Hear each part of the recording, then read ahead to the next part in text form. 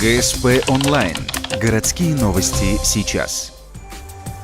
Четверг, 17:30. Арена Ледового дворца. Чемпионат России по хоккею среди женских команд. Арктик Университет на домашнем льду принимает Агидель из Уфы, структурное подразделение знаменитого клуба Салават Юлаев. Еще до начала матча ясно, ухтинкам будет непросто, ведь гости – трехкратный бронзовый призер чемпионата. Помимо этого, Агидель приехала после проигрыша в Дмитрове. Со счетом 9-3 и 5-2 девушек разгромил лидер страны – команда «Торнадо». Уфимки явно хотят реабилитироваться перед своими болельщиками. Интересная деталь – голкипер «Арктика» Алена Кропачева один сезон выступала за нынешних соперниц. На льду нет ни друзей, ни знакомых, никого. То есть это соперник, и все, ты выходишь и играешь. Конечно, мы после игры собираемся, обсуждаем какие-то моменты. То есть, но нет такого, что кто-то чем-то там недоволен или там поругаться, или еще что-то.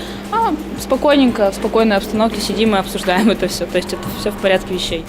Арктик Университет начинает игру с ряда атак, но у команды Агидель больше опыта, и они совершают меньше ошибок. Первый период заканчивается со счетом 2-0, ведут гости. На 4-й минуте второго отрезка игры Анна Шибанова, защитник Агидели, неправильно атакует соперницу центрального нападающего Арктик Университет Фанузу Кадирову, за что получает 2-минутный штраф. Фанузу уводят с поля под руки.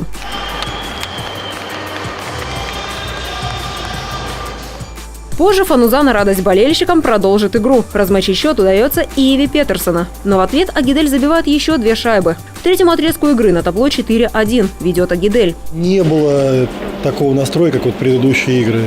Команда, это опытные, они начали нас толкать, и видно, девочки не выдержали этого, мое мнение, что они немножко, наверное, испугались или не были готовы к такой плотной борьбе.